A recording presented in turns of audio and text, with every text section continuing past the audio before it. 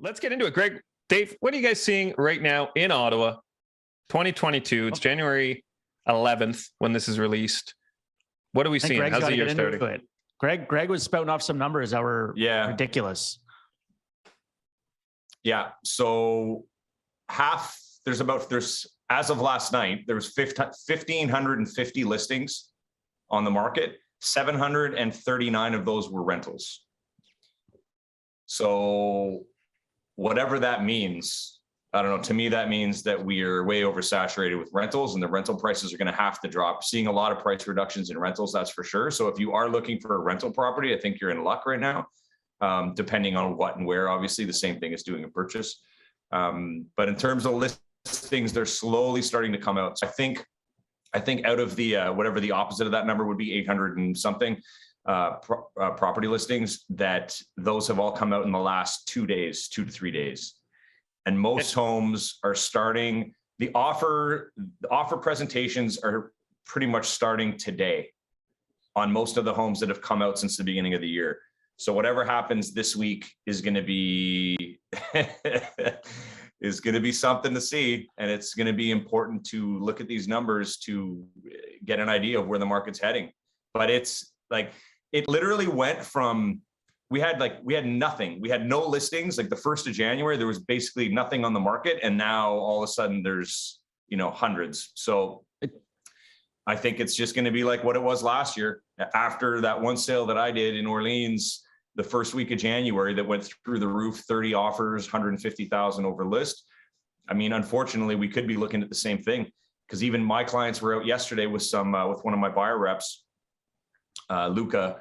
And, everything that we're looking at, they got showings booked like crazy. All these properties, the buyers are out there.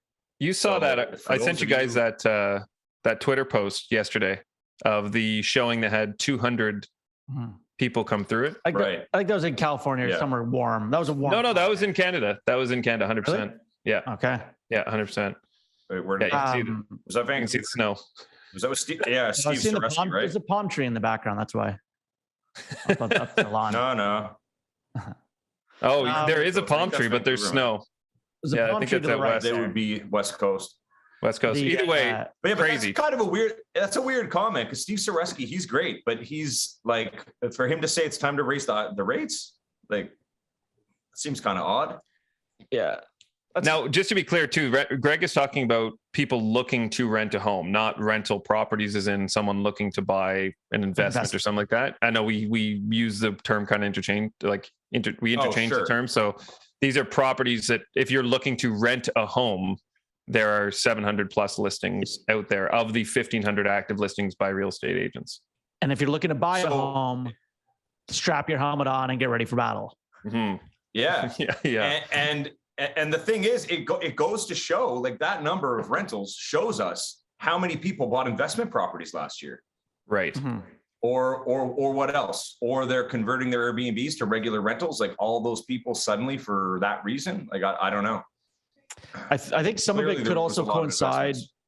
We also just started, we entered a lockdown right before Christmas. So it could be start of the new year that some people scrap their leases potentially. If they're schooling, I don't know if the universities or colleges went to online learning again for this second semester. So maybe those university students vacated. I don't know. But it is a huge flood. Be interested to know if anyone out there knows or has any theories on the reasoning. Please message us. Greg, I think Greg's assessment is probably pretty accurate.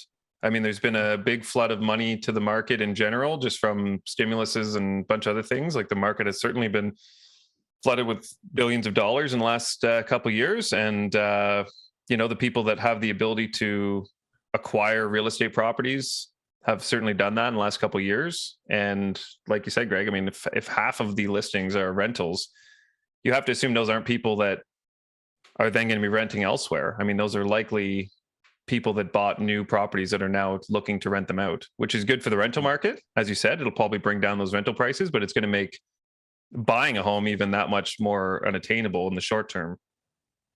Yeah. As prices go up, right? Because it'll be more competitive, as you said, Dave. And, you can begin to get your boxing gloves on, getting back in the ring, looking for, looking to win those competitive offers.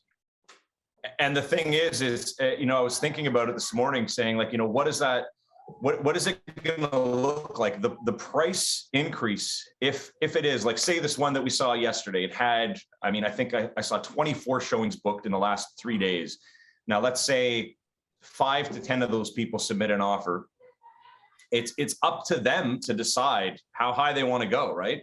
Mm-hmm. It's not up to anyone else but the buyer. Like the buyers create the market. So I'm anxious to see like what these prices are going to be, because the list prices I've noticed are a little bit lower than what they were last year. I mean, we talked about that before, they were coming down, but I'm just anxious to see like how high these are going to go. Like if it's a stacked town listed at 325, is that going to go up to 425? I've seen some of them listing at 399, which is again, completely outlandish to me, but that's where we are. I can definitely see not only a lack of supply driving up prices, like you said, but also in the news, all this constant talk about rates increasing. Fixed rates, bond rates have been coming up, so the fixed rates have been. Variable is still, your best bet, and it's exceptionally low. But the Bank of Canada will increase prime over the year, maybe 2-3 times. But a lot of people probably, I think, it will push them to buy before those rate increases as well. So you'll have, those people rushing to try and get, property while they're lower, in combination with those lower listings. So it'll certainly be interesting over the next couple of months if we're repeating the exact same as last year, and what those buyers like. Yeah. And if those buyers that were sitting on the sidelines last few years that we kept saying, it's slower, you can get conditions, get back in the market. If those same people now come back to the market because it's busy and say, they're now interested again because they haven't wanted to over the last few months because it was slower for whatever reason. I don't know. It'll be kind of a funny. The big window, the big window, Torep said it. The big window last year was August through October. Yeah. Anyone that bought during that time got a better price. They got an offer with conditions, and that's the end of that. That ship, I think, has sailed, and we can all blame the government of Canada for all of this. So thanks for that, government of Canada. You do a great job at making our home prices increase because of things that you do and policies you put in place.